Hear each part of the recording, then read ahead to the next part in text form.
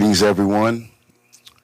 We'll start off with a prayer before we get into the agenda.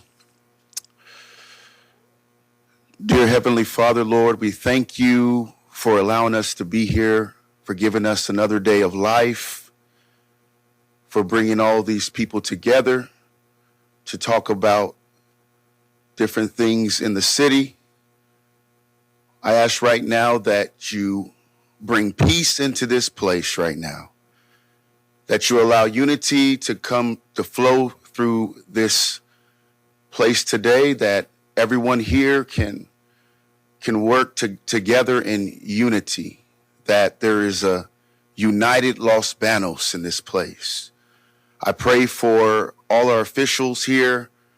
I pray for our police officers, our firemen, our nurses, our doctors, our workers through the city, and every person in this place and through the city, that you would bring change and jobs, that you would bring new infrastructure and new plans and new ideas that benefit all the people of this city.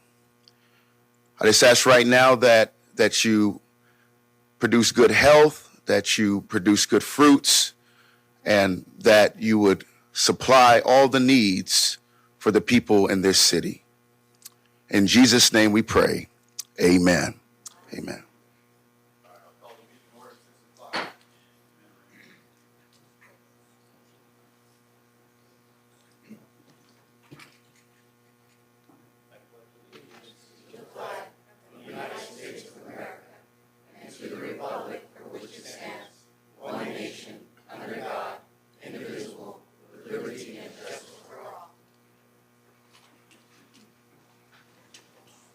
Please be seated. Do a roll call.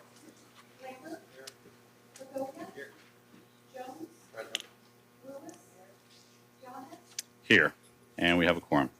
Item 4, consideration of the approval of the agenda, and then staff is requesting that item 8 be removed completely. Okay, yep. That's correct, Stacy? Item 8, okay. All right, so it'd be do I have a motion to approve the agenda minus item 8? Councilmember Jones? Yes, Mayor, I'd like to make a motion to approve the agenda minus or with the removal of item 8. All right, and Councilmember Lambert? I second. All right, all those in favor? Aye. Motion passes. All right, push some buttons here. Let's move on to item 5, presentations. Get to go mobile.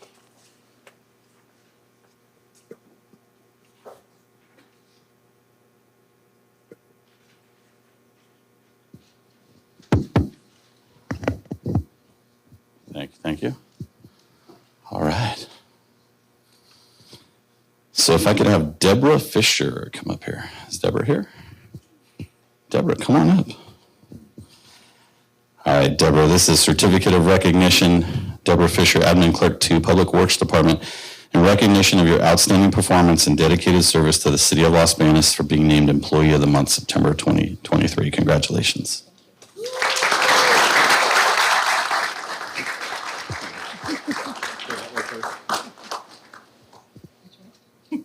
Yeah. Oh, and then that way. We'll just go around the room. All right. Thank you.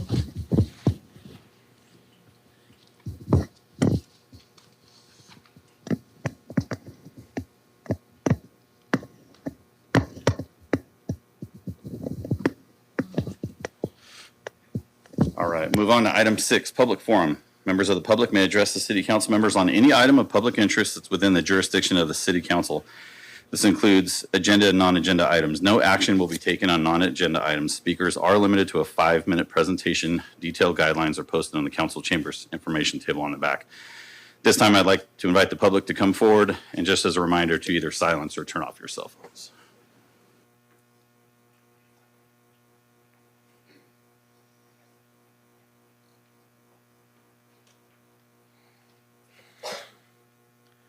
My name is Ben Hudson. I've been asked to read this letter on behalf of the collective associations of the City of Los Banos.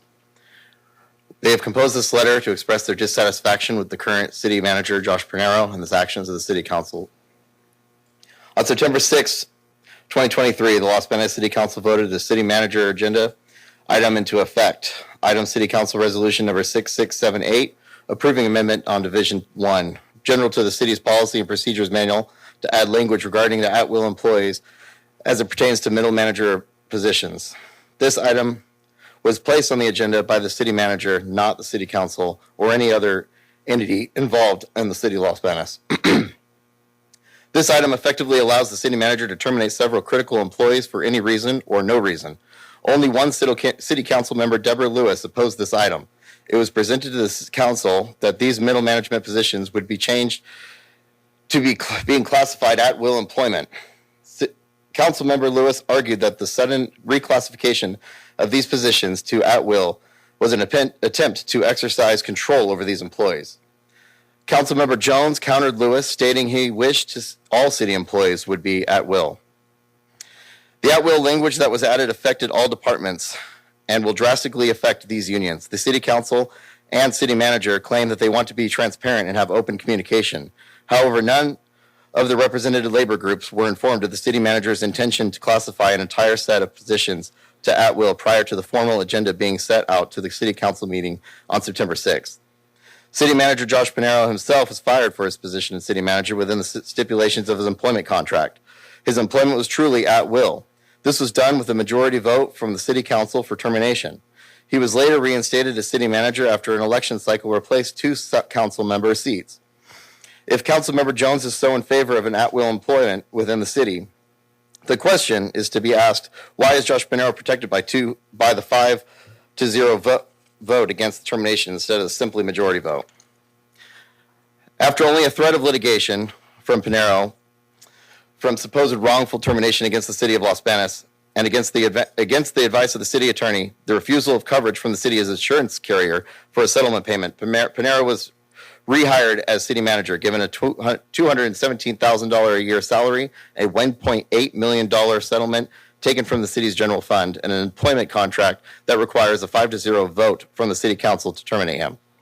Where the city council, composed of majority members who are friendly to Pinero, Jones and Begonia are on record with their personal relationships with Begonia, and Lambert and Jones from publicly expressed their dissatisfaction with the Pinero's firing.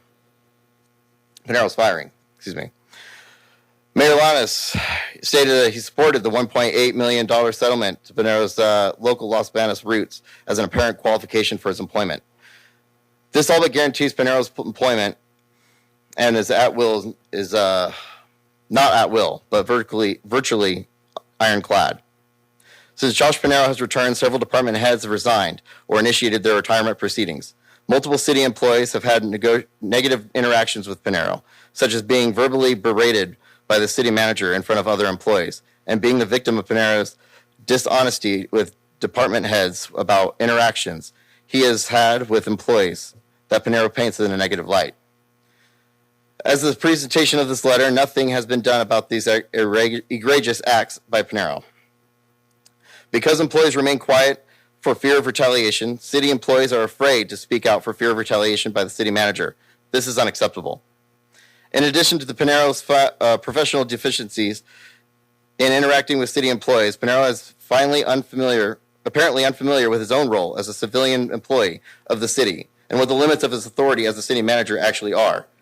There have been incidences where Pinero has been observed trying to interject himself into public safety situations for which he has no training or reason to be there. As if these deficiencies weren't enough, Pinero has also been using the city's resources for his own benefit.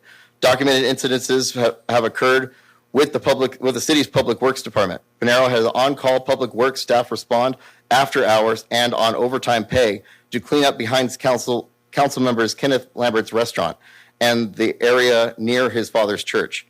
These are just some examples of Pinero's mismanagement of taxpayer money and the abuse of his position as city manager.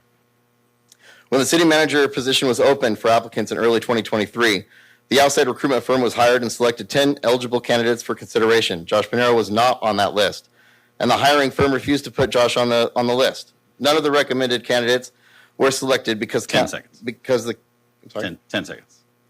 The council was amended. adamant that the person wanted a local tie with no government experience to be chosen to run second largest city in Merced County. Time is With- up. Thank you.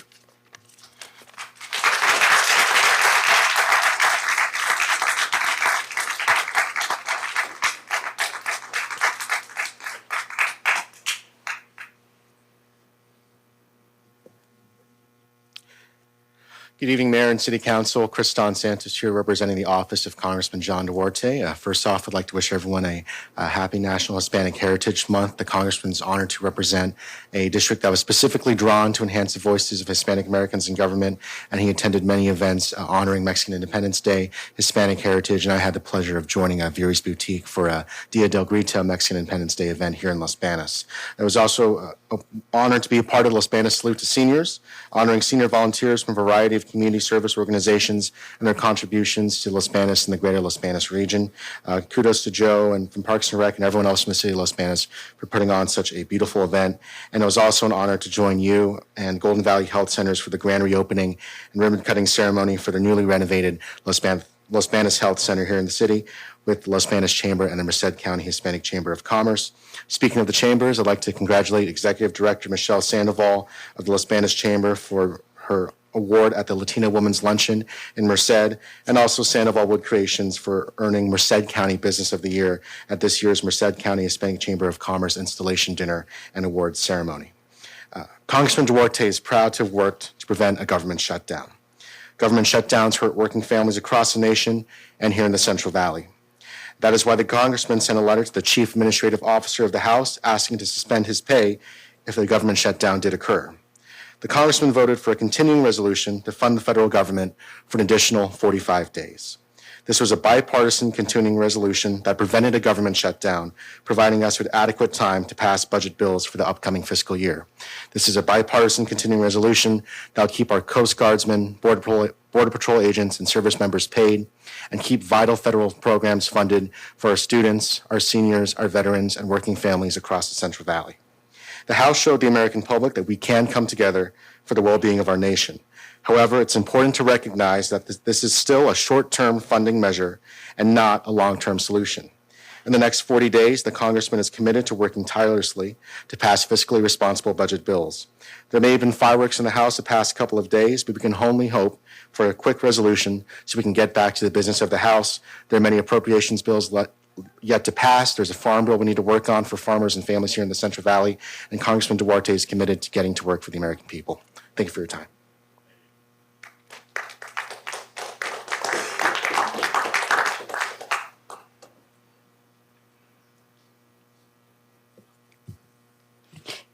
Good evening, Mayor and Council.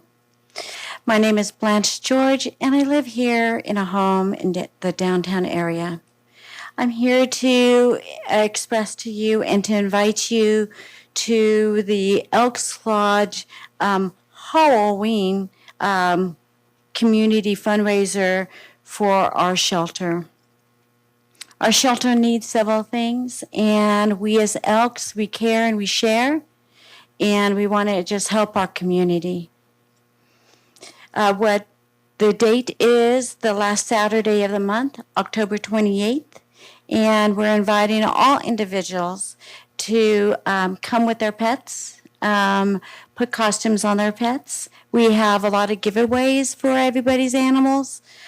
We have a lot of wonderful people that want to help any pet owner with advice and offerings there. So we'll have several booths. One thing that we're going to be having is, and we'd like to thank everybody for this, is we are going to be the police department along with the city, the police department, and the animal shelter are gathering together to make sure that we do a pet adoption time at that area on that day. We'll have some backdrops with lots of things so pets can take their pictures. We're even going to have a Santa, so if someone wants a picture with their pet, they can. We have started raising money in order to help support the pets at our shelter. One of the things that we've already done and we presented And we have this for our pets that need to be adopted. Got this right here. And they would go around someone's pet, and it says adopt me. So we just want to help our community out and continue to help our community out. If you love your community and you want to also support the Elks, just be there. And then additionally, remember, we have a lodge, and we invite anybody that wishes to be a member, just go to elks.org, see what we're all about, and join the order. Thank you.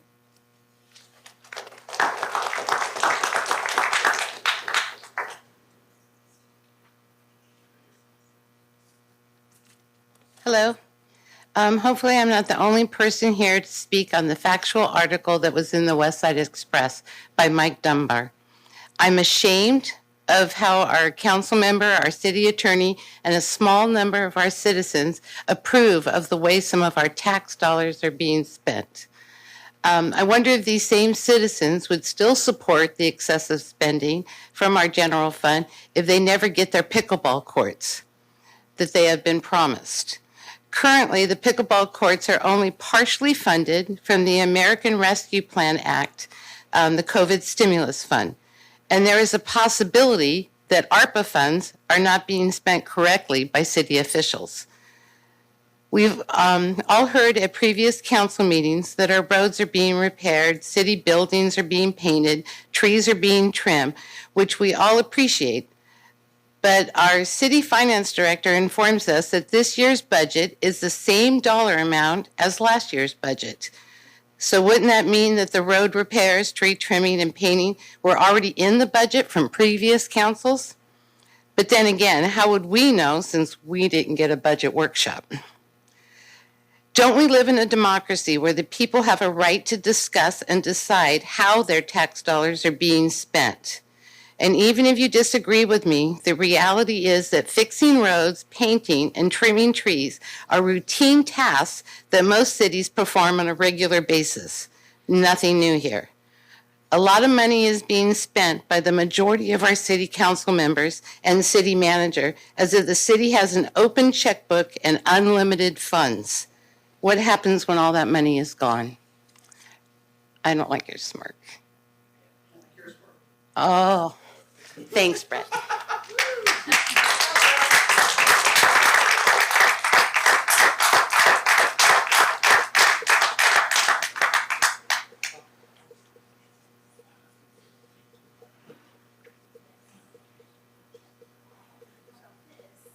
Yeah.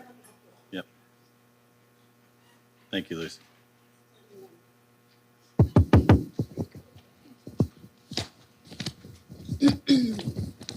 So in continuance of Ben Hudson's reading of the Los Banos Association's letter earlier. Due to the importance of the position of city manager, one of the qualifications for the position was 6 years in increasingly responsible management positions within public agencies. Pinero did not meet that qualification. Other than having local ties, the question begs to be asked, what qualifications did Josh Pinero bring to the table that would be equal to or greater than 6 years of increasingly responsible management positions within public agencies? Certainly, Pinero must have met some qualifications that made him better than the 10 other candidates recommended by the outside hiring firm that were preferred over Pinero. Why did Pinero's resume need to be redacted from Los Banos' Human Resources Department after he was recommended not to be hired, much less hired again after being initially fired? It appears to city employees that Pinero is not qualified to manage or lead the city of Los Banos. Pinero is now preparing to have 2 assistants in the city manager positions filled. Los Banos is the second largest city in Merced County behind Merced. The city manager of Merced has 1 assistant. Why on earth would Josh Pinero need 2 assistants? One of the essential duties of the city manager is to build and maintain positive working relationships with the mayor, city council, co-workers, other city employees, and the public using principles of good customer service. It is plain to see for anyone actually working for and alongside Josh Pinero that he cannot perform this essential duty, which is ironic because it appears Pinero has possibly worked nothing but customer service-oriented jobs, at least according to his non-redacted portions of his resume. Pinero has 0 experience working in city government, and it shows. Mayor Yanis stated when he hears the term at will, he thinks constant accountability. Josh Panero was held accountable for his performance when he was fired from his at will position the first time. Completing this letter with the employees who decided to remain anonymous speaks volumes of the fear these employees have of being retaliated against. This apprehension is augmented by the fact that these associations will be participating in contract negotiations with the city manager. Fears run rampant that the dialogue will be one-sided. The Los Banos Association's request that these items be revisited with members of each association group to discuss the implementation of this decision further. This singular decision to make these middle management positions at will seriously jeopardizes the city's ability to locate and hire quality candidates, whether outside candidates or candidates from within, who would risk their livelihood, family, and home for the opportunity to be fired at the whim of the city manager. To be clear, we do not believe Josh Panero is a bad person. Perhaps serving as a city manager is just not a good job fit for him, and the city council should seriously reconsider his position. Panero's employment with the city of Los Banos has had the effect of fostering a toxic workplace and fear of being berated, demoted, reclassified, or fired by a person who appears to be in over his head. The majority of city employees are residents of Los Banos, and you, as city council, represent us as your constituents. We respectfully ask the city council to reconsider the 5-0 vote clause to terminate the city manager and updated at-will employment policy for middle management employees and the continued employment of Josh Panero at Los Banos as city manager.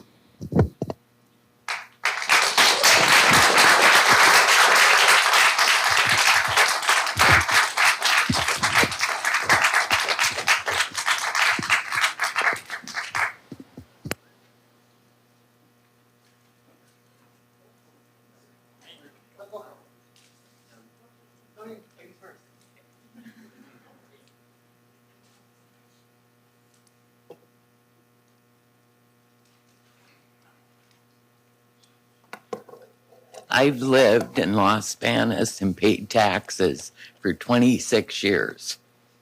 I'm going to be 75 in January, and I still work. And I pay taxes, and my money, I work hard for it.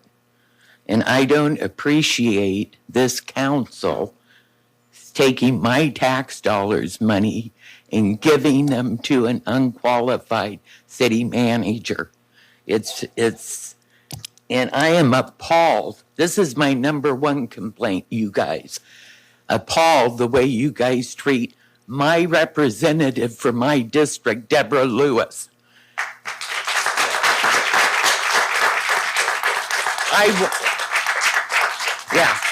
I watch these meetings on my computer at home, and you, the last meeting, Mr. Jones, what you said to her at the end of the meeting, how she's trying to self-promote herself and that she just has a few followers and everybody, you don't know how many followers she has.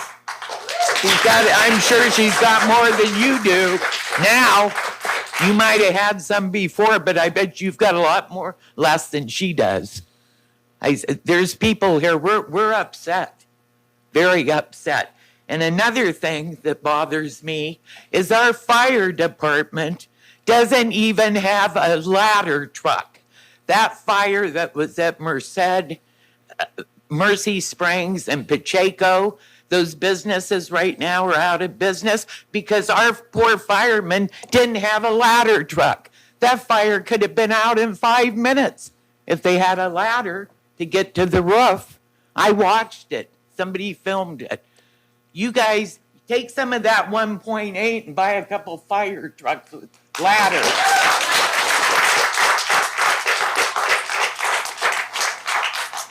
And then another thing that's upsetting, hiring a headhunting to find a chief of police. We have more than qualified men on our police department to be our new chief. And that's another waste of our money. We have many that would make excellent police chief. So why are we paying a headhunter? And we need to get a finance director that is here and not flying in from LA because we're paying for that. That's ridiculous. And look at all the city employees, good people that are quitting.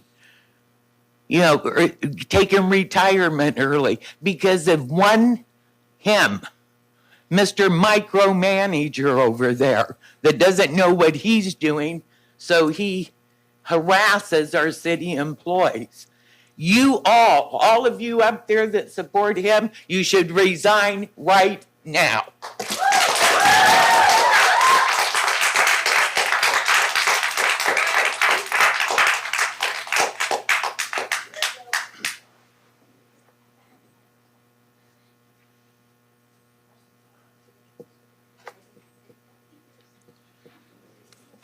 Council members. I'm here to talk again on the scoring system used for the ARPA funds. When I look how the Los Banos awarded grants, it looks nothing like the way other cities did. For instance, the city of Fresno put all the information on their website showing which businesses would be prioritized, but Los Banos did not. Businesses didn't know who would be prioritized until after awards went out and applications closed. Fresno required businesses to be operating for at least 1 year in their location, but Los Banos did not. Los Banos allowed businesses to use the money on new locations that they were moving into. To avoid any conflict of interest, Fresno also stated that no council members, city employees, or spouses of either of these could receive any funding to avoid any conflict of interest. But Los Banos allowed this. The confusion around the ARPA in Los Banos doesn't exist in any other cities because other cities are transparent, while Los Banos has lacked that. During COVID, gyms and fitness clubs were attacked heavily for trying to provide our community the tools needed to have better health and combat disease.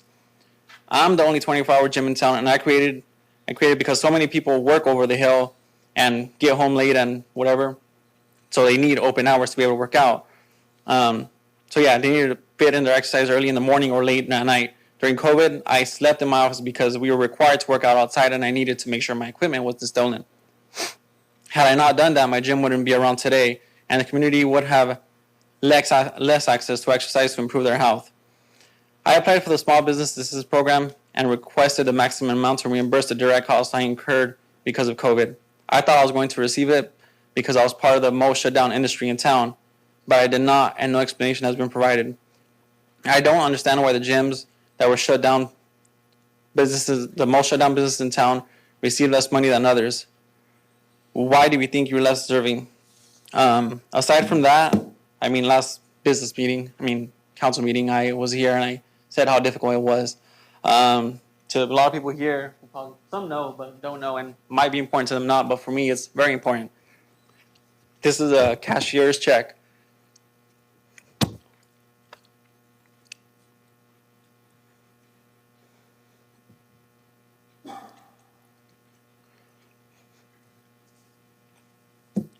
It's a cashier's check I received from my mom to help me open my business here in Los Banos.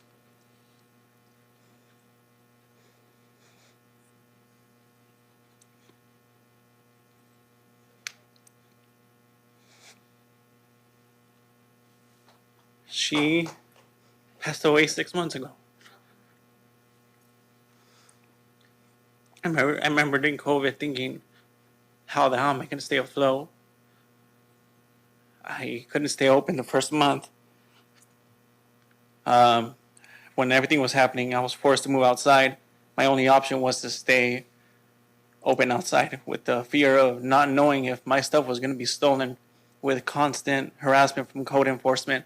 I remember I held the event for powerlifting outside, and code enforcement went 3 times to tell me they're going to shut the event down when I was just trying to promote health during times when I feel like the city of Los Banos needed its health the most. So my mom believed in me to stay open, even though she was scared I wasn't going to be able to, especially during COVID. So I believe anyone who promotes health in their business should have been a priority for any of the ARPA funds received. Thank you.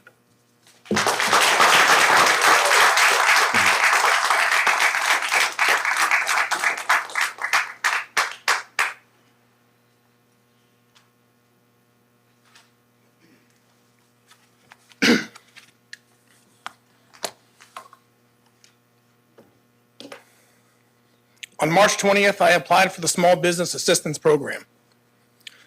On March 21st, I and other gym owners received an email from the city asking about discounts for city employees. The gyms that agreed to begin offering a discount to city employees received larger grants than the one that didn't. Despite the city's published guidelines and the Treasury regulations stating that the opposite should have occurred. Now, I'm not saying that this is quid pro quo, but I can't say that it's not, and neither can the city, because they still have not explained how they determine grant awards, even though a scoring system has been ready to go since December. If a scoring system was used, then those scores should be readily available so that a direct comparison can be made and the public can see that the program was conducted fairly.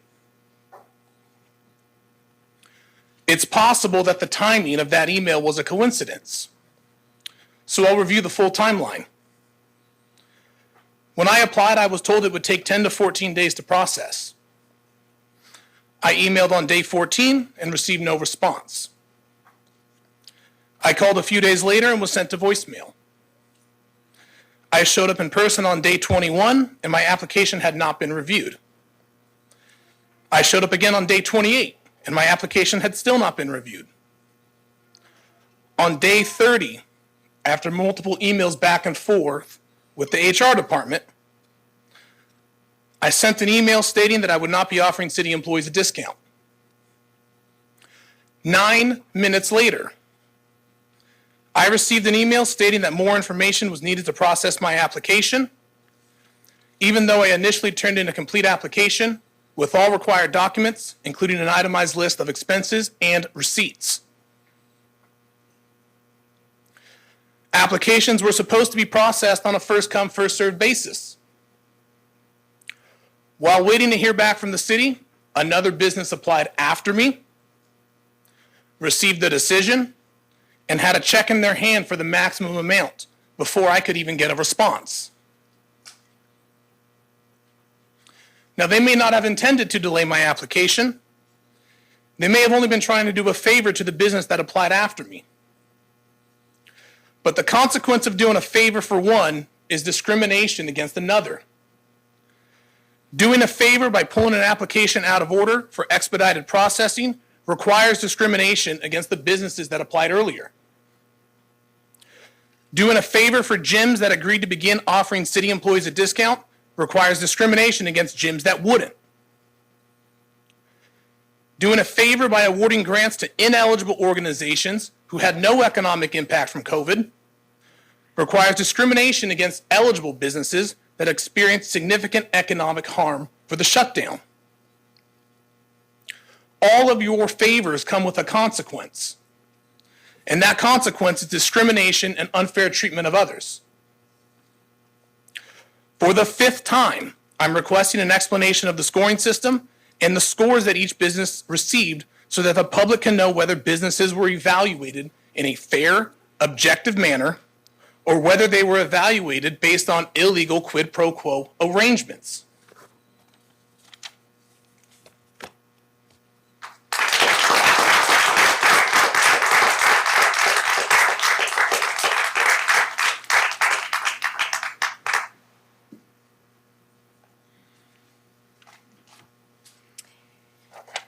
Good evening. My name is Patricia McCoy. I am an Air Force veteran and a member of the American Legion. I am also the chairperson for the Los Banos Veterans Parade, which is quickly approaching. It is our 8th annual Los Banos Veterans Parade. We honor all veterans, but each year we have a theme. This year's theme is Salute to the United States Air Force, so I'm a little bit biased and happy about that one. We always do our parade the week before Veterans Day. We just know that we cannot compete between the spectators and the entries against Merced and Fresno, so our parade will be Saturday, November 4th. The parade starts at 11 a.m., so we're really hoping to get a good show. Last year was our first year back from doing a parade after COVID, and I just really want to have a strong support for our Veterans Parade. Our veterans deserve that recognition, that honor, that appreciation. So we really hope that there's a really wonderful turnout. If you want to be in the parade, if you're a veteran, if you're just somebody that supports our veterans, you can go to our website, losbanosveterans.org, and there's a drop-down menu under the Veterans Parade where there's an entry form. You can fill it out online. There's also a gallery of photos that you can take a look and see what some of our past parades have looked like. I've been told, as I've been making the phone calls today, following up on some of our past participants, and personally inviting them back to our parade. And it's been really exciting and makes me feel good that our town puts on a really good parade.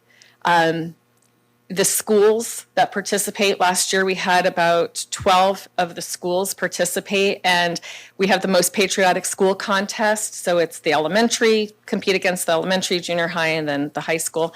And it's a competition out there. And I really encourage you to go to the website and see how these students and these schools and everybody looks at it as an educational opportunity for our young people to learn not just about a particular branch of the military, but how these veterans, ones that have gone through way more than I ever did when I was in the Air Force, that have sacrificed so much, plus their families who have sacrificed their time of having their military loved one be gone, deployed, and so forth, or even sometimes not make it back. So I'm really excited, and I hope all of you will attend. And I did get from, I think it's Sarah Blevins, the entry form for our city council and so forth to be on there. So thank you very much for your time.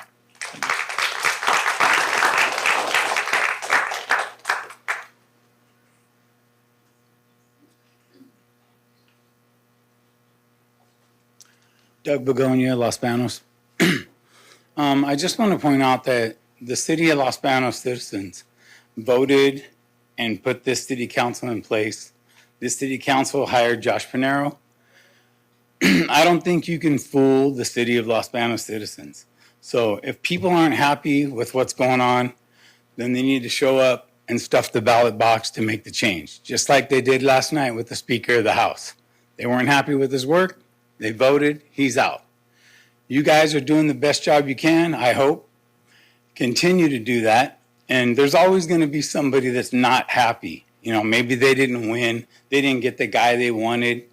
That's the way it goes. You can't fool all the citizens of Los Banos. And so you're up there representing them. Do your best job. And if they want to make change, show up at the ballot box and make the change when it's time to vote. Don't complain afterwards. Thanks.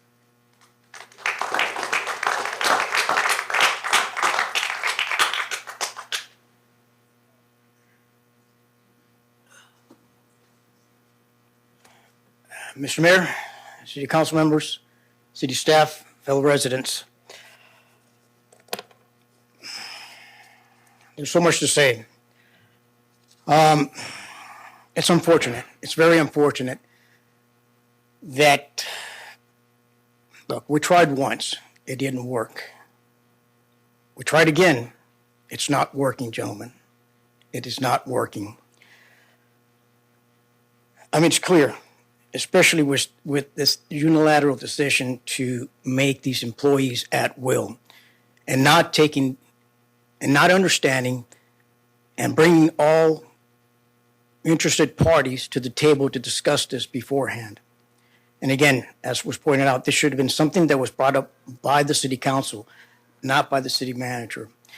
And the ironic or the hypocrisy here is, again, that you're saying that you want accountability, but yet there's no accountability in the person that you hired and the only person that you have direct accountability over, and that is the city manager position. This change in their status is going to reduce or eliminate those individuals' willingness to speak out and use their expertise and their education on a given topic. That experience and that expertise helps us and keeps us from getting in trouble, helps us in ensuring that we are complying with state laws, regulations, and our own ordinances. But now they're not going to speak up. They're not going to speak up for fear of retaliation, which is already happening. What you're going to have here is a bunch of folks who are just going to say, yes, absolutely. I'll take 2 bags full twice on Sunday, that kind of thing. That's not what you want in these experiences. You're undermining them. You're undermining them as individuals and for their experience and expertise and their education. That's not how you run an organization. We're witnessing an exodus of our talent. And with that talent goes that craft, that knowledge, deep knowledge of the specific industry or area that they work in. And just hiring somebody else is not going to replace that. It's going to take years. And right now, the vacancies that we're creating is undermining the city's ability to service its residents. Folks, there's nothing wrong with admitting that you made a mistake. It was done before in a previous city council. We tried. It doesn't work. We tried. I understand the rationale, but the process was faulty. You do not tell somebody that we're going to hire you just because you're my friend. And then, Chief Breezy, in the article it states that, well, we didn't interview him because he didn't apply. Well, why would he apply when council members, Mr. Mayor, had already said before he was even elected that he was going to hire Mr. Pinero? So why would anybody apply? And that's the chilling effect that you're having all the way down the line to the line staff. And it's not productive. We're losing a lot of money because we don't have a city manager who understands his role. Now, here's the budget sent to me from Senator Caballero. City of Fresno, $250 million for infrastructure plan. California Veterans Forum in Fresno, $60 million. $20 million for City of Pajaro. $20 million for Planada. And it goes on and on and on. Nowhere in here is the City of Los Banos. We're losing out. We're losing out big time. We have a candidate for mayor. 1 minute. Nobody showed up to find out what did this candidate, not for mayor, but for judge, Merced County Superior Court judge. Nobody showed up. We need to have ties. We need to understand what's going on, especially with our crime rate. Yet, let me back up a little bit. Now, you say that you want accountability with the city manager and that you hired him because, well, he's from town and none of the other applicants were from town. Well, be consistent with that. When you hire the next police chief, hire from within because he's from here. He understands the city, he understands the crime, he understands what makes the city work, and especially the police department. Hire from within, hire the next city police chief from the rank and file. That creates opportunity for the rest of rank and file for promotion to accelerate and develop them. Thank you very much.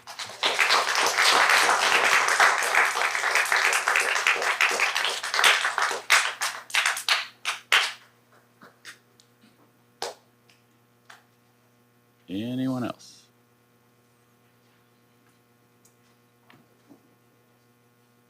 Hi, Kathy Yulee, District 4, and I am here to talk about animals. I didn't think I was going to make it because I had to drive to Fresno today to take a kitten to get spayed and just got back into town. And that is sort of the state of things in this town. Trying to find options for low-cost spay and neuter is still a problem. I know the city cannot actively do this as a business, but I think with some of the grant money, we can possibly not just support the shelter animals that are getting fixed, but perhaps make some options like spay neuter buses and stuff like that we can do for the residents, because it's not really feasible to expect most people to be able to take advantage of an entire day out of town in Fresno. I mean, this literally was an all-day affair. I had to be up at the crack of dawn, and I didn't get home until after 5.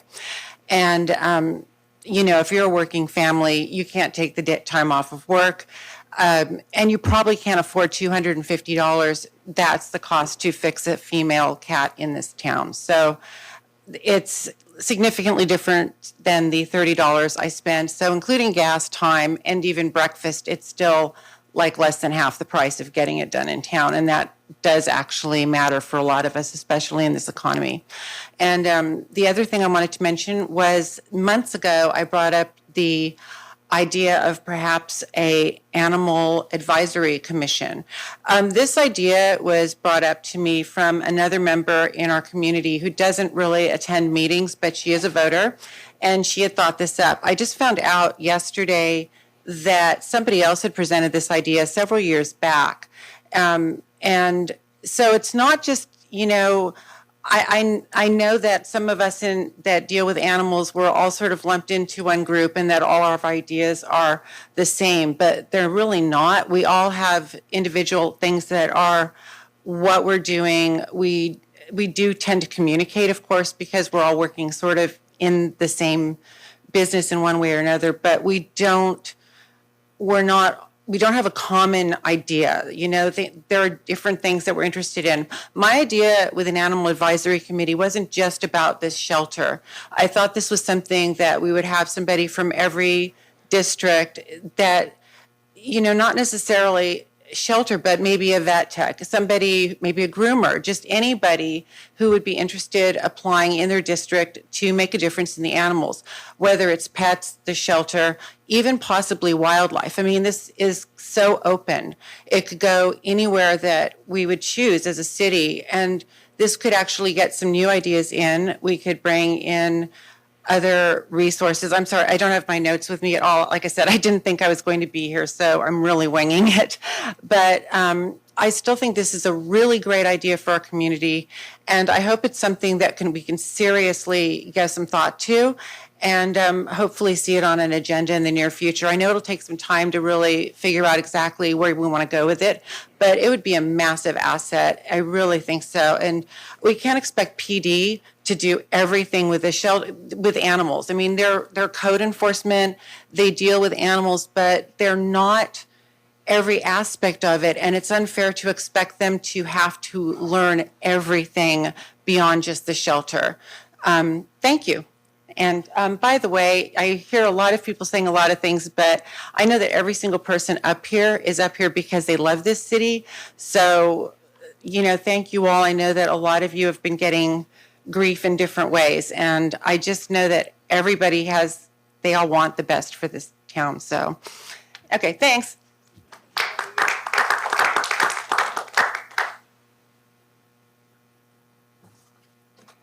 Hello.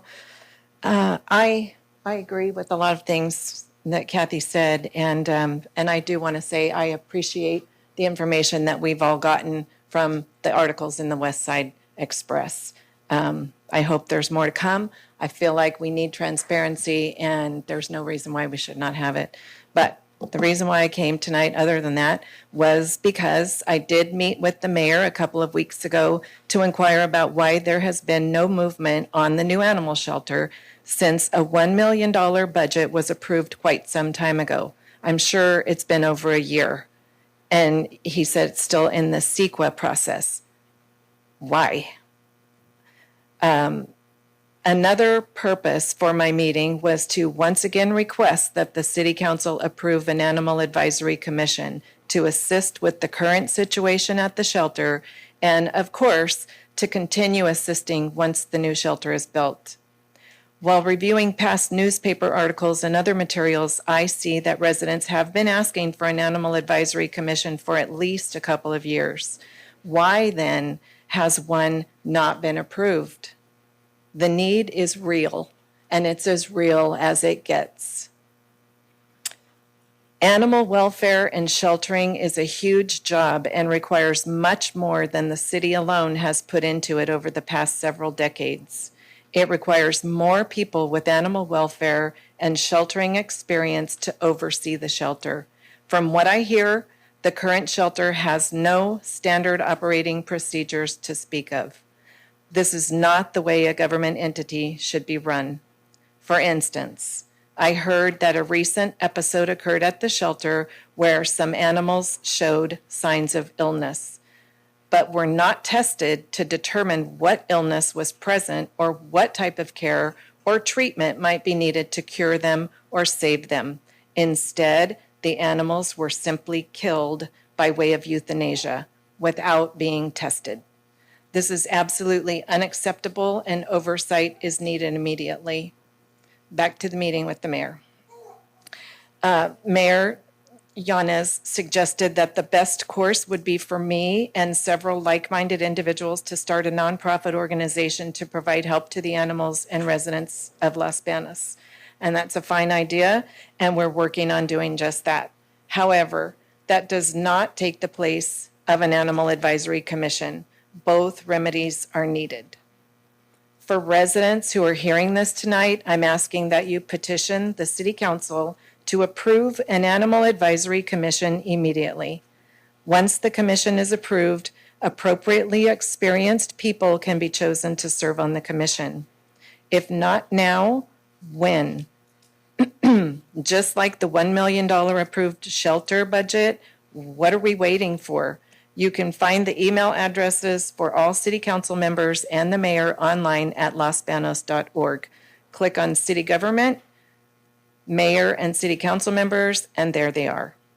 My hope is that if the city officials see that enough people in this community care about what's going on, they will move this issue off the back burner. And I'd like to give everyone a copy of this so that you can read it later.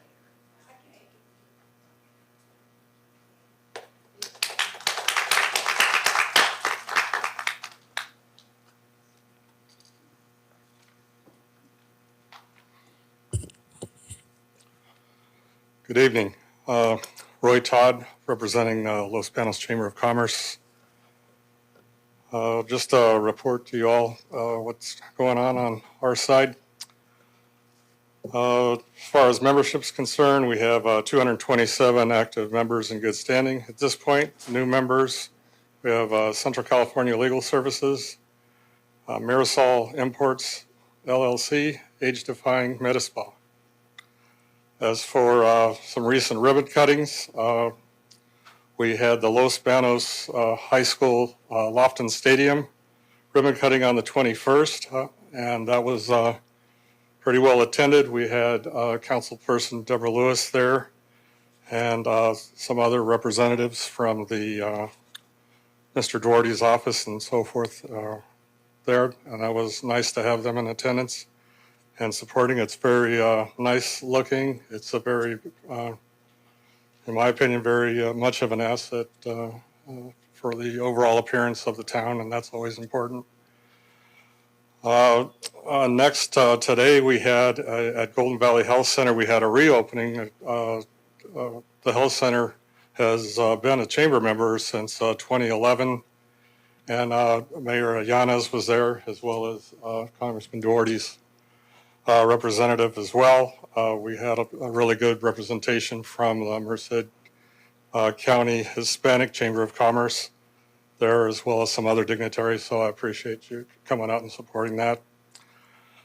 As far as mixers are concerned, we had one with Viri's Boutique and Makeup in September. Going to have two in October. One would be Keller Williams Real Estate on the 19th. Aldina Real Estate on October 26th.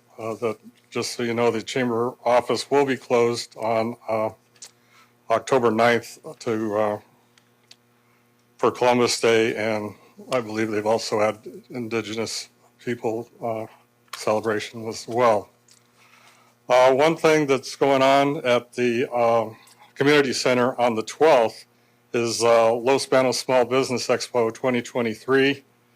Now, this is sponsored by the City of Los Banos, Merced County, Los Banos Chamber of Commerce, WorkNet, Merced County Hispanic Chamber of Commerce, and the Los Banos Downtown Association.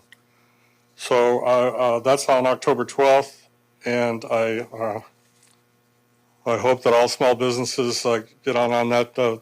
When you go to these kind of things, you could really learn a lot. And maybe if you only learn one thing and it turns it into, might turn you into something that's really big, you never know unless you go.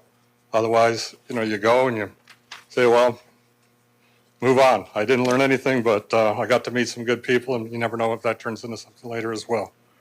Right? And then we just finished off our our Fall Street Fair on September 16th, and that all went really well. The Trunk or Treat, we're having our second annual one, and that got moved due to some other conflicts. So we moved that to October 20th. Starts at 5 o'clock. It was really well attended. The downtown Main Street was absolutely packed on the first one with very short notice. I think with the longer notice like this, it'll also be a winner for all concerned. And that's about it. And then if I could just kind of like switch hats for a second. As Roy Todd, I'm 66 years old. Been working since I was 14 up until even to this date. I've always been an at-will employee. And you know what? I was never worried because I did a good job and I took care of business. But on the other hand, I also had managers and executives that did everything fair. So everybody stayed in the adult-adult mode and not parent-child, child-parent, that kind of thing. Everybody treated each other like an adult with respect. And so that's what needs to happen. Thank you very much.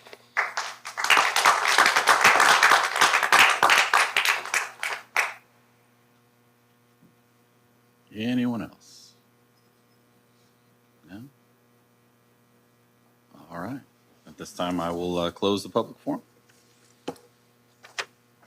Move into item 7, consideration of the approval of the consent agenda. Items on the consent agenda are considered to be routine and will be voted on in one motion unless removed from the consent agenda by a city council member. Items on the consent agenda are as follows. Warrant numbers 240810 through 241238 in the amount of $5,082,002.54. City Council Resolution number 6689, authorizing the city manager to execute the contract with Marina Landscape, Inc. for the construction of Pacheco Park irrigation renovations in the amount of $496,055 and a project contingency of $75,000, and amend the fiscal year 2023-2024 budget by increasing the appropriation amount in the Park Development Fund account 250-454-220717 in the amount of $320,000. City Council Resolution number 6690, authorizing award of contract to Sonagro, Inc. in the amount of $1,997,902.53 with a contingency in the amount of $21,797.47 for the biosolid removal contract at the wastewater treatment plant.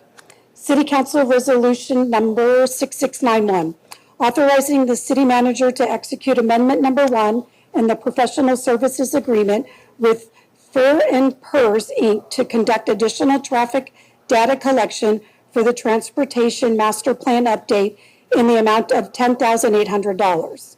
City Council Resolution number 6692, authorizing award of construction contract to Amarine Systems, Inc.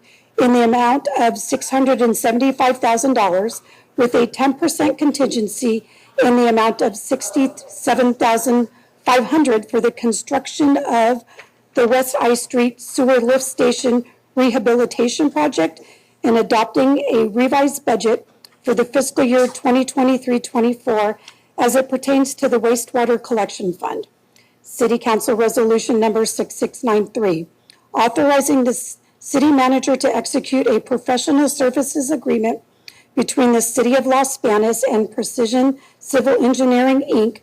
for on-call temporary staffing services for the Public Works Department in an amount not to exceed $200,000. City Council Resolution number 6694, authorizing the city manager to execute a professional services agreement between the City of Los Banos and Jacob Green and Associates for recruitment services to fill the positions of Public Works Director, City Engineer, Assistant Public Works Director, and Public Works Operations Manager as stated in their proposal. And the items are to be approved as submitted. All right, thank you. And do I have anyone from council questions to either remove or discuss any items? Councilmember Lewis? Yes, excuse me, thank you. I'd like to pull item 7B as in boy, C as in Charles, D as in David, E as in Edward, F as in Frank, and G as in George. So the entire agenda Yes. kind of goes against the word consent, but okay, let's go for it. Any other council members? Not that there's anything left, but I'll ask anyway. All right. And go ahead, Councilmember Lewis. We'll start with A. Or I'm sorry, with B. Thank you. Okay.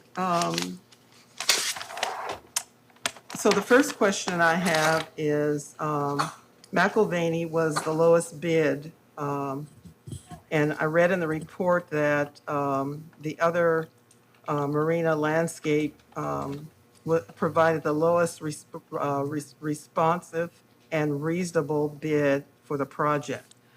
So my question is, since we give our local businesses a 5% advantage, why was this business chosen, and was there something left out of the bid?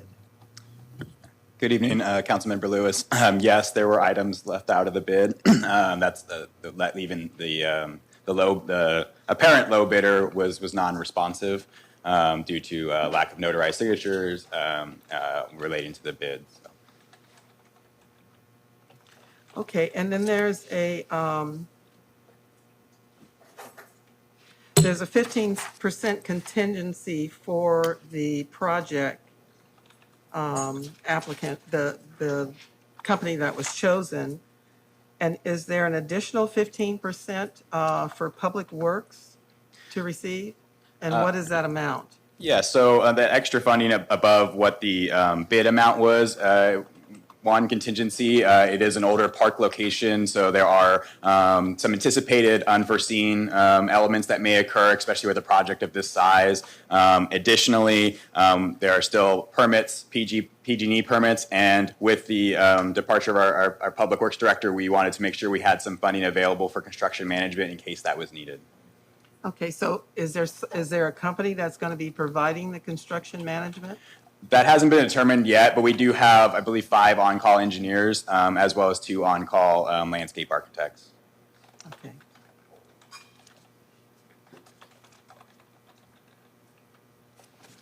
And I think the only thing that I wasn't able to determine is that 15% for Public Works Director, Engineer.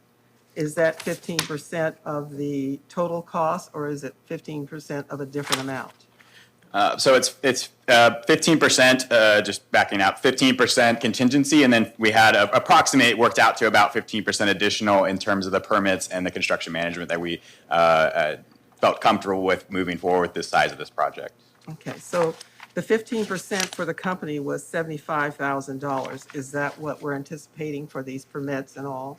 Yes, the PG&E permit could be as much as $30,000, so that is a big aspect. And then it's very difficult to determine the amount of construction management that we may require. Or we did want to make sure that we had funding available in case we needed to have any services relating to construction management as well as inspections, especially with this project being near Caltrans, being near the school site. We wanted to make sure we were putting ourselves in a position to make sure this project was successful.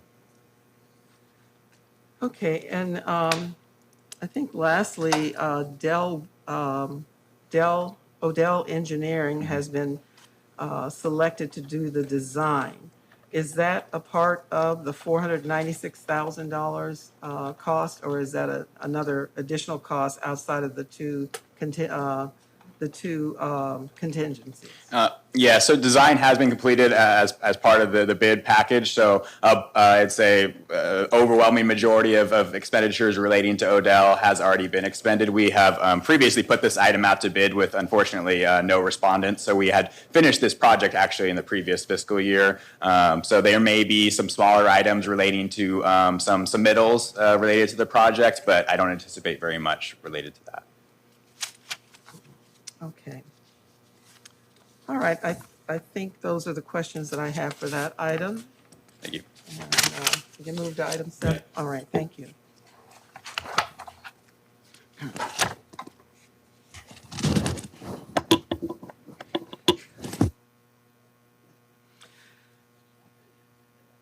Well, I think in the previous project, there was the contingency fee for Public Works city engineer. Is that something that we've been collecting in the past? I guess my memory's not saying that we've done that before. For item B. For Yes. Public Works. Yes, so it's not for the position of Public Works City Engineer. We wanted to make sure we had extra funding to allow for a consultant to be have available expenditures for construction management in lieu of not having a Public Works director available. It does look like we're going to have an interim service available immediately, so hopefully that isn't needed in its full amount, but with the number of projects that we have going, we wanted to make sure that we had that available so that we weren't needing to come back in order to continue the project. Okay, so again, and this is just for my clarity, normally we haven't charged that, but this is, if we're going to be hiring, I think that's down the line, an agency to be interim. I would assume that what we pay them as an agency to do work, that we shouldn't have to pay them an additional contingency fee to manage a project. That's what they're going to be paid to do. Yes, but in terms of this project, we didn't have a timeline set for that. In addition, we haven't identified the full scope of what that a consultant for interim duties may do. We just wanted to make sure this project was in a position to be successful. This project is very important to get completed before April of next year because it is about the water access at Pacheco Park. So by next summer, if we don't have this complete, then we're obviously going to have a park that has no water access and dead grass in the middle of town. So we felt like it was very important to make sure that we had those services and it was able to continue on despite any changes that may occur internally on our end. Obviously, the funds won't be expended if they're not needed. There may be a cost savings on this if we have the consultant on board and not have to pay that extra contingency fee. Exactly. All right, thank you. So we're going on to item, the next item, 7D.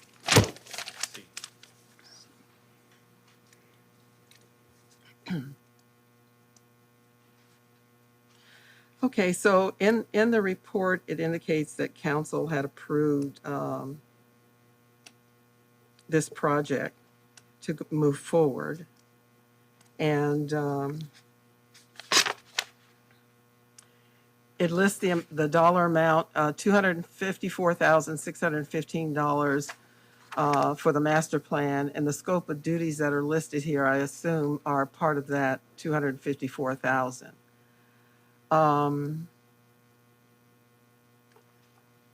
I guess I'm asking why we're asking for an increase. Is it for the last three bullet points on page 2 under discussion? There were 3 bullet points. We're on D, correct? C. Item Wait a C. minute. Let me see. I may be on the wrong page. Let me make sure. Yeah. 69. Yeah, I think we were all looking at D. Yeah, the letter's not on the page here. Let me just make sure. Yes, we're on item D. Yes. So again, it's the master plan. C was asked and answered per the council member. So she Yes. moved on to D. Okay, so this is in regards to a master plan for the update for our traffic data information. And there are 2 requests, recommendations that are coming before this council for an additional, I think it's $10,800. But on March the 15th of this year, we approved $254.16 for a scope of duties to be done. At the bottom of the presentation, there is discussion with 3 bullet points, and I'm just wondering what the extra $10,800 is supposed to cover. Is it about the 3 bullet points that are spoken of in the report? This was for additional traffic data to be collected. The way the the state is requiring the master plan to be created. They kind of flipped it from a congestion model to more of a greenhouse model. So they needed to do more data collection in terms of impact at certain times between which intersections. Yeah, I think it was like, I think they stated what they needed here. Hold on. Well, Yeah. it's the second yes, page. At 30 intersection, 30 plus intersection locations. Because the model needed to include the state bill. Yeah, yes. Yeah, for vehicle miles. So it's in addition to the traffic master plan, they need this additional data in order to go forward with the master plan. Okay. So I see in the discussion, it talks about MCAG model and that there are 30-plus intersections, including, school trafficking. But there are 3 bullet points below that. It talks about traffic analysis, capacity assessment, transportation planning. Is this $10,800 being asked for those 3 bullet points? Is that what you have to work on? So there's 10,000 for the Yeah. data collection. Yes. The first one. Yes. Okay. Isn't that in the scope? Okay, that was my question on that report. I don't think we had that. Oh, here.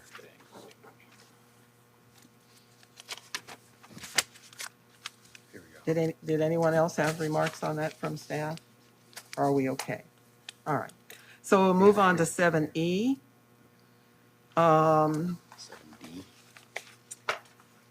I guess I got some different calculations based on what is in the report, and this report is requesting an award for $675,000 plus a 10% contingency fee, for the rehabilitation of the West I Street sewer lift. And it looks like the staff is asking for an increase of $322,500. So under the recommendation, it talks about the lift station and the $675,000 that's going to cost, plus the $67,500 that you're requesting for contingency fee. But, reading the background and all of that, I go over and see which company was selected. But in the fiscal impact, there's an additional $80,000 for Provost and Pritchard, which is not in the recommendation. So the additional funding for Provost and Pritchard is for observation and construction, so essentially inspection services for the project. So it'll be essentially a third party that is inspecting the project. Provost and Pritchard is a consultant that we've used pretty regularly for those types of projects. Okay, but when I, did my calculations on this, it looks like, based on the numbers that has been given to us in the report, the project comes to roughly about $850,000 rather than $822,000. I mean, my numbers may be off, but I kind of calculated the public works contingency as the same as I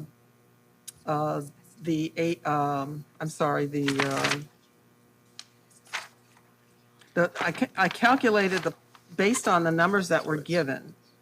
What was left over was $27,500, and that's what I calculated as being the contingency for public works. So the way it's outlined in this fiscal impact, for me, it was a little bit disjointed, and I had to go back and try to figure it out, in a backward way. I didn't come up with the $822,500. So if maybe you guys can help me understand the numbers that you came up with, I'd appreciate it. Absolutely. Sorry for the confusion. So we have an initial amount in the budget of the 500,000. However, backing up the numbers that make up that 822, it's the Emerine Systems Inc. Bid of 675. We also have the contingency that you mentioned, and of 67,500, as well as the Provost and Pritchard work of 80,000. What that results in is that we have available budget of 500,000. So we need that, or we're requesting an additional 322,500. Does that make sense? Those are the. Yeah, with can't get it out of my mouth. Pritchard, let's put it that way. The project was 67,500. Pritchard was 80,000, so that's 147,500. And then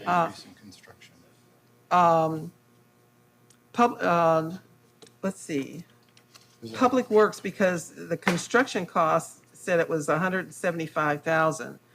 So I subtracted the difference between that and the 147,500, and I came up with 27,500, which added up to the whole $175,000. So the $822,500 is made up of the bid, the 675, the contingency, which is the 67.5, and the 80,000 for PNP.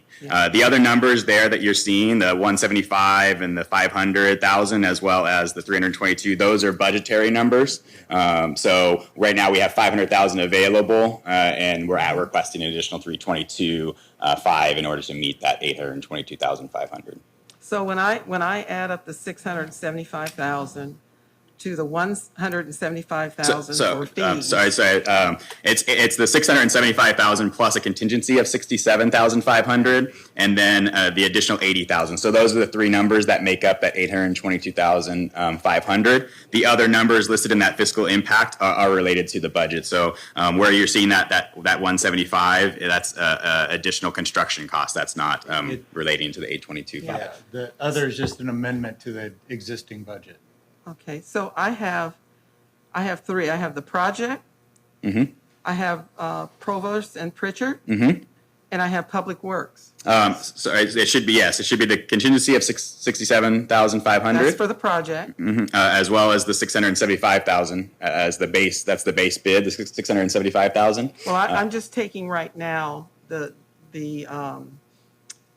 contingencies, which is 67.5 for the project, 80,000 for Pritchard, and then I kind of calculated based on the numbers here that it was around 27,500 for the city. So there is no third number there. The numbers are the base bid as well as the 67,500 and the 80,000. When we add up 675,000, which is the base bid, as well as the contingency, and then add the 80,000 for the inspection, that's where the 822,500 is coming from. Okay, so there's nothing in the recommendation.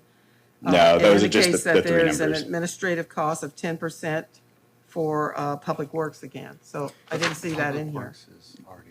No, Public Works is anticipating to handle this project internally with our wastewater treatment team, and so yes, the only funding elements to this project are the contingency, the observation and construction management provided by PNP, and then as well as the base bid. So the collection account that's in here, that's the budgetary number.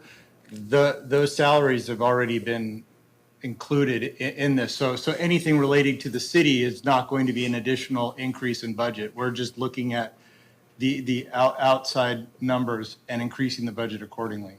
Okay, so that's different than the previous project that we just discussed, where there was a 10% for Public Works / engineer. And that's what I see in this report as well. So I had, when I added it up, I also included the consideration of the $500,000 we already have in the budget that would be the difference between what the bid is and all the contingencies and things like that. So as far as the additional, so going back to the item B, for example, we had some additional funding for construction management.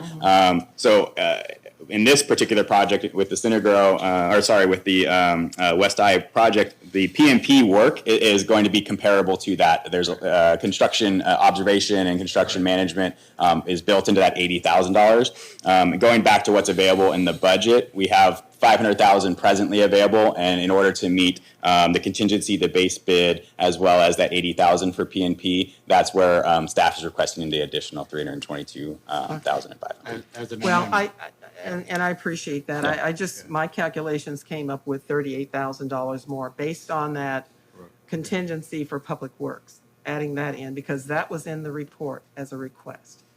So I just hope that we're not going to be short of money based on that, and that we will have the consultants on board so that that savings can be sought by the city. Absolutely. Thank you. Okay, all right.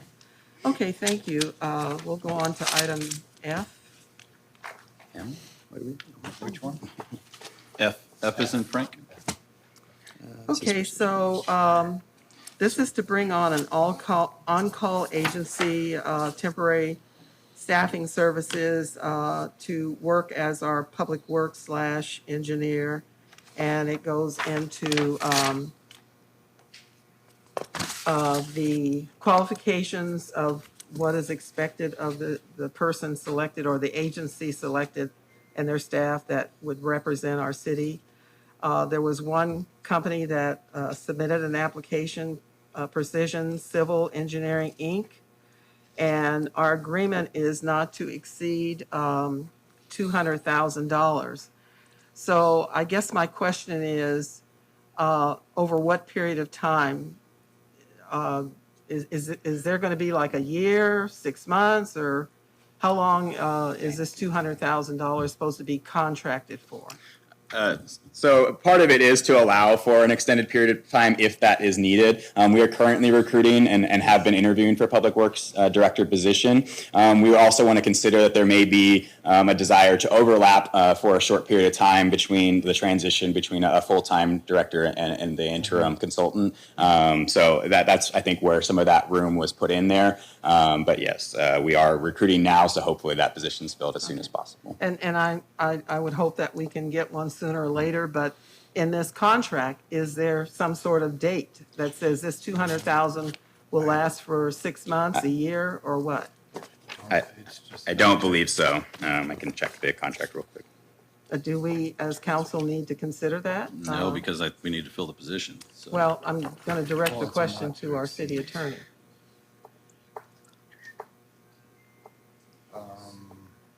If we don't fill the position, we have to continue to pay for it one way or the other, correct?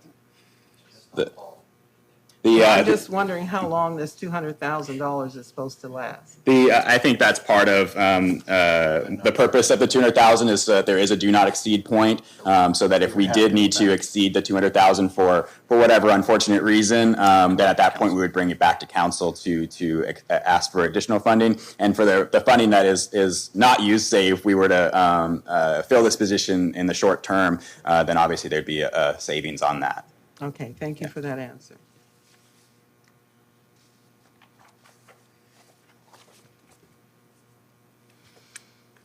Okay,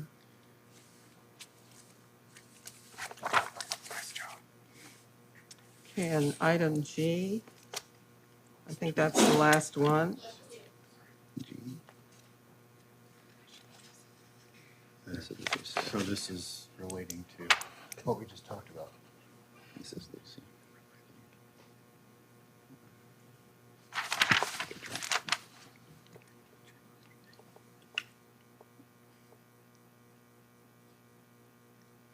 Okay, so this is the item on the consent agenda where we're going to be looking for a recruiting agency to assist in finding a public works director / engineer, assistant public works director, and a public works operation manager.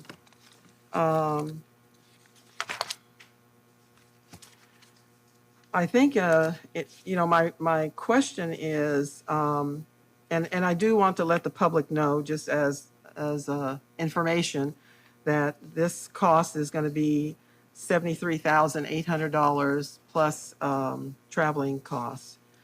But I see that for our assistant public works director, which I hope would be a ladder position in case we would need that in the future. It doesn't say that it requires an engineering degree. So how,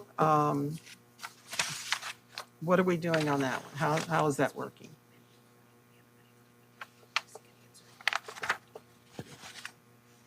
I can answer that. During the recruitment process where we're gearing up to start recruiting with the selected recruiter, we'll go over the job description and the city manager can make those changes at that time, if that's something he'd like, to require that civil engineering designation. So right now, there is no requirement for civil engineering. For the assistant? No. Okay.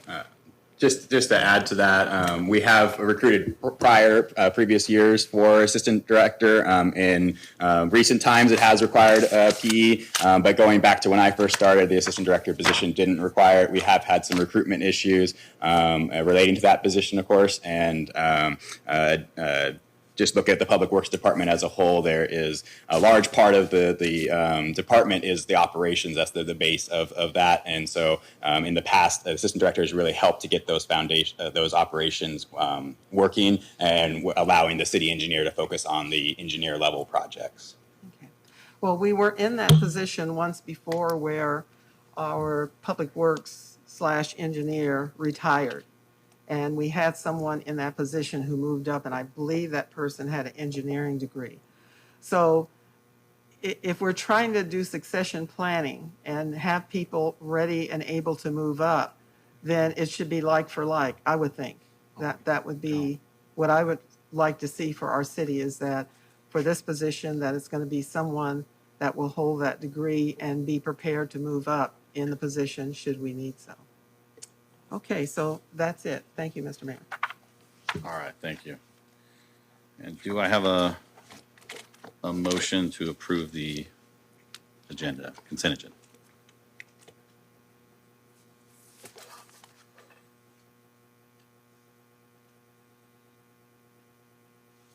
Councilmember Lewis? Oh, you left my light on. Yeah, I'll make the motion. Oh, okay. Councilmember Begonia? I'll make the well, let me make the formal motion. Okay. Yeah, Councilmember Lewis called it. Who Go ahead. Who was first? You were Was it first. me? You were Okay. first. So I'd like to make a motion to approve the consent agenda items A through F as submitted. A through G, I'm sorry, as submitted. A through G. Okay.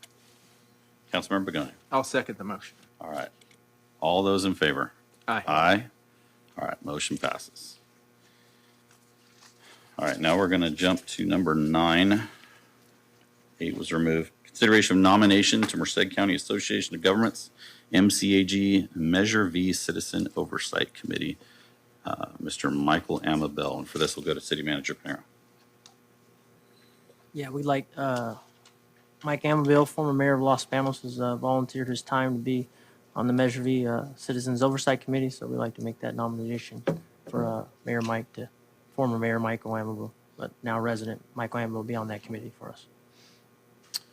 All right, perfect. Yes, I just want to say, before I go to Councilmember Jones, quick comment that I appreciate our former mayor, stepping up and still serving our community, so I really appreciate that. Councilmember Jones? Yeah, did you need a second on that or no? Well, if you need it, you have it. Oh, so we'll make a motion to approve Michael Amabile to the Measure V Citizens Oversight Committee.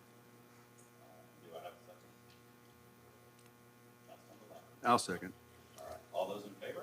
Aye. Buttons are doing funny stuff over here. All right, so then we'll move on to item 10, advisement of public notices. We have 2 reports. For this, we'll go to Community and Economic Development Director Sue Zelms. Thank you, Mr. Mayor and City Council. The first item is a cottage food operation. This is at 436 North Mercy Springs Road for Judith Romo Llanos. She'll be operating out of her home. And then we have a site plan review for Sunset Hills Development. This is in downtown, which will be an infill project in the mixed use zoning district and will be located at 655 J Street. The public hearings will be held Wednesday, October 11th at 6 p.m. here in the council chambers, and that concludes my report. All right, thank you. And we'll go to item 11, city manager report. Thank you, Mr. Mayor. Appreciate it. I'd like to give a big thank you and shout out to staff for all their hard work. They've recently been doing a lot of painting projects around the city. If you folks haven't noticed, they just painted the city hall. I just want to thank the team for their hard work on that. It looks really good in the last few months or so. They've been able to get the fire station number 1 painted, Henry Miller Lux building, I should say, painted, City Hall got painted, and the police annex building painted. So I just want to say thank you to staff for all their hard work on getting all that stuff done. Thank you. All right. And we'll move to item 12, report update, Merced County Association of Governments, MCAG, Peninsula Clean Energy PCE Measure V Committee, San Joaquin Valley Air Pollution Control District, and the Las Banas Downtown Property and Business Improvement.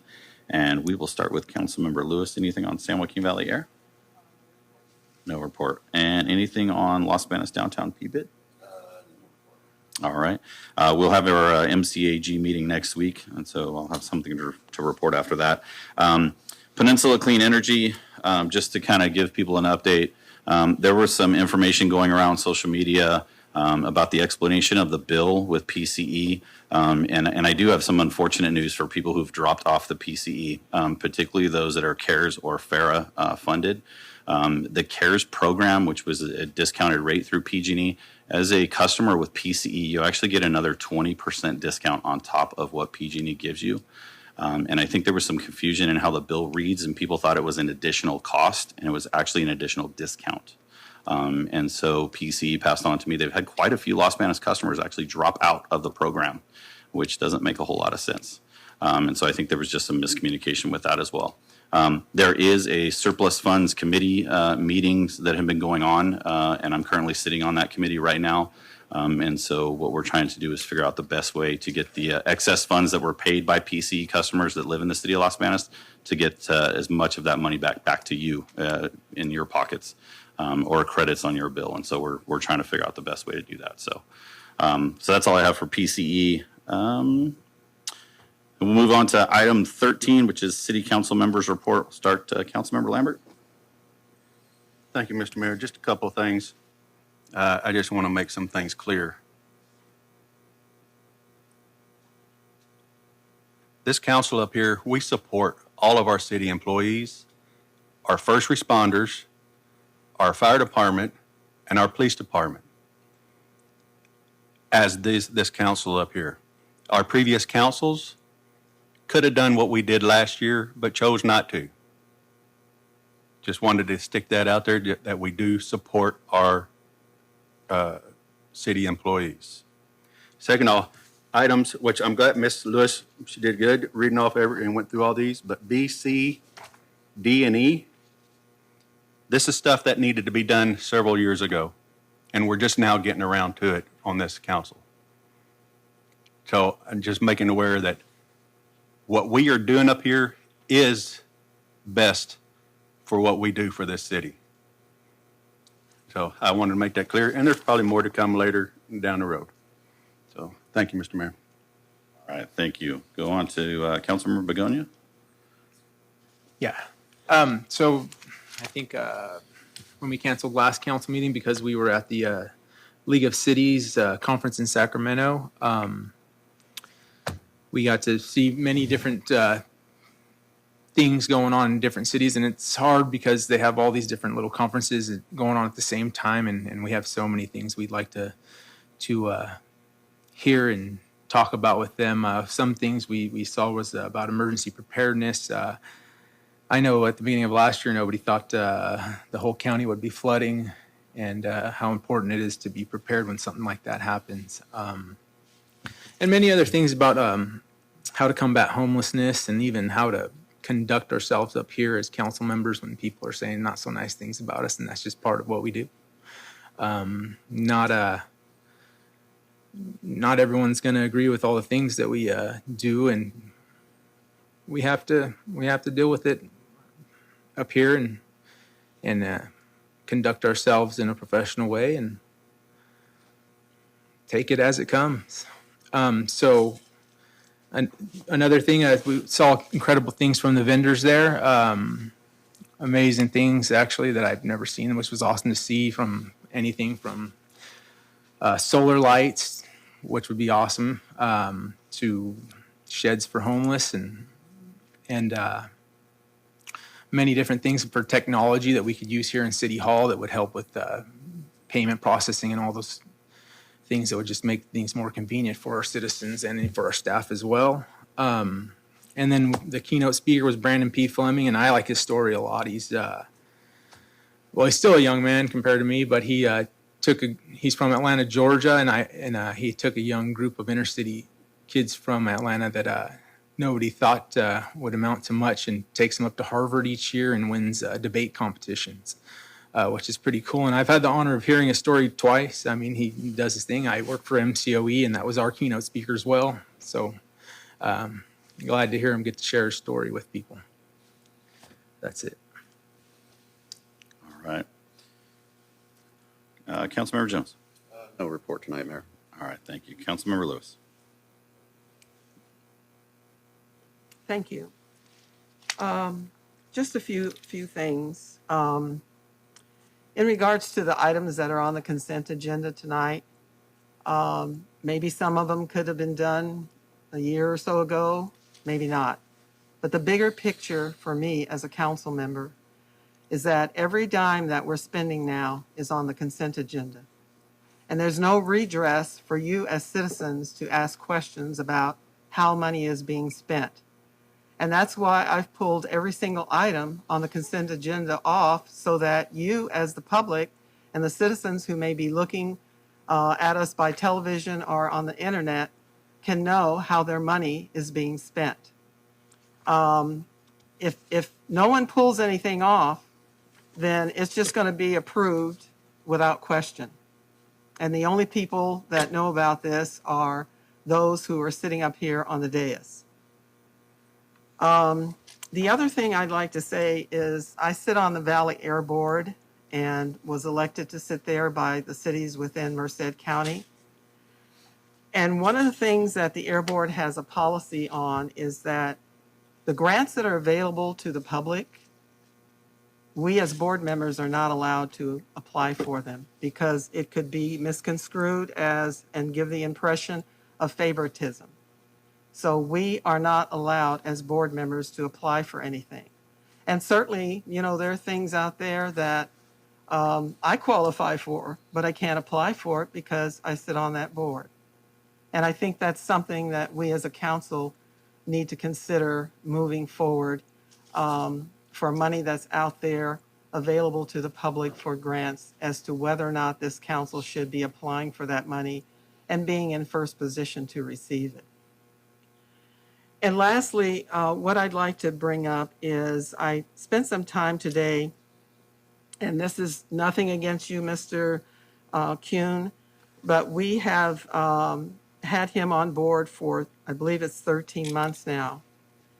And the total amount of money that we have paid him is $344,096.50. Over a 13-month period of time, that comes out to $26,468.97. And over a 12-month period of time, that's $300,627.64. I know that we're recruiting for police chief, public works director, and some other positions within public works, but I haven't seen or heard of anything as to whether or not we're recruiting anybody to become our financial director. I think it's time that we do. I don't think that annual salary of $317,627 would be what we would be paying someone as an employee of the city of Los Banos. So, if we're talking about not doing things in a timely manner, here's one of them. It's time for us to recruit this position and bring somebody on that's here every day, not someone who comes a day or two before council meetings and we pay this exorbitant salary of somebody that's just here perhaps at the most 6 days out of a month. It's a lot of money. So that's something I feel very strongly that we need to move forward on. And, you know, I know some people have asked me, well, why do you ask so many questions at council? Well, the reason I have to ask the questions up here is because staff has to get permission to talk to me. I'm not allowed to talk to them as a council member, and they're not allowed to talk to me. So, you know, I know there's been a statement about, well, is my phone working or does my email work? That's the reason why. That's the reason why, ladies and gentlemen. So I just want you to know openly why I have to operate the way that I do. And what I hear is just sometimes what people tell me in the community and what I see on the agenda. I have no idea about what else goes on in this town. And that's not right as an elected legislator. I'm entitled to receive the information that everybody else up here receives. So thank you for the time. Thank you, Mr. Mayor. All right. And I guess I'll go last. So, start at the beginning. And there were so many things in the public forum, again, that I wanted to address. And I really wish, again, we didn't have the rules, but we have rules as far as an open dialogue and a conversation with the public forum. So I'm going to start with the first thing. Number one is when I was elected, I was sent by the city to the League of Cities conference and training on how to be a mayor, how to be an elected official. First thing that happened to me, because again, shocking, I don't have experience in that. So I needed to learn. I needed to be a sponge. And I took a very interesting class that we were there. In fact, Councilmember Begonia joined me. And it was on decorum as a council member and your relationship and communication with staff.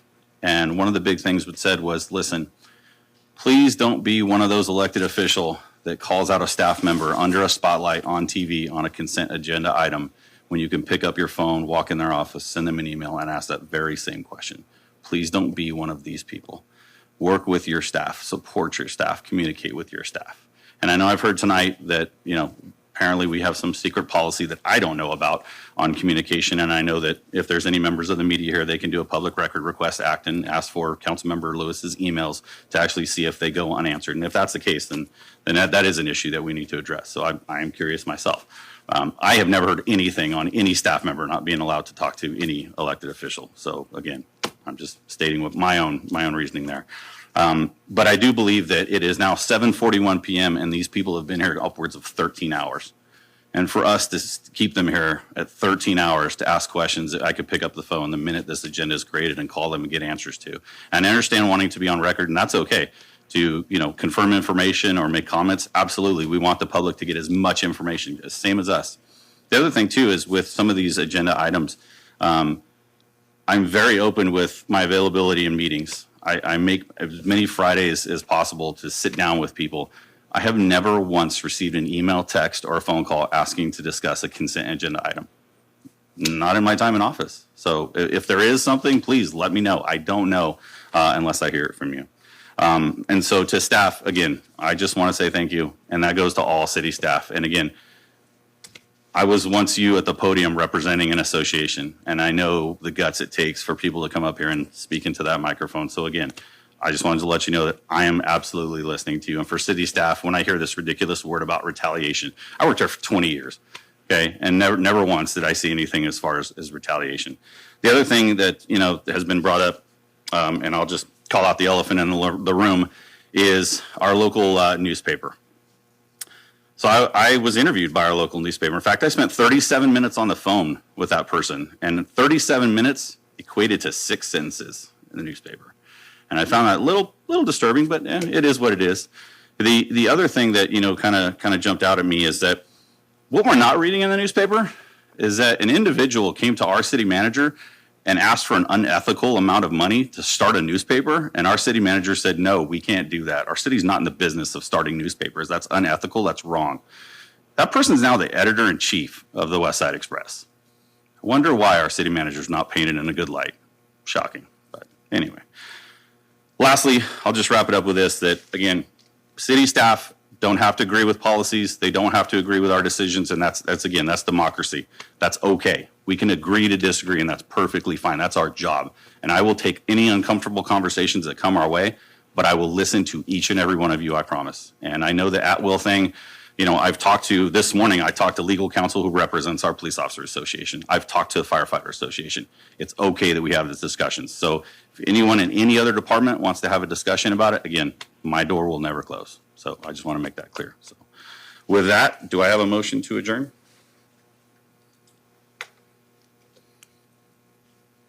Councilmember Jones? So moved. Do I have a second? Was that you, Councilmember Lewis? Oh, I'm sorry. Okay, she'll second. All right. All those in favor? Aye. Meeting adjourned at 7:44.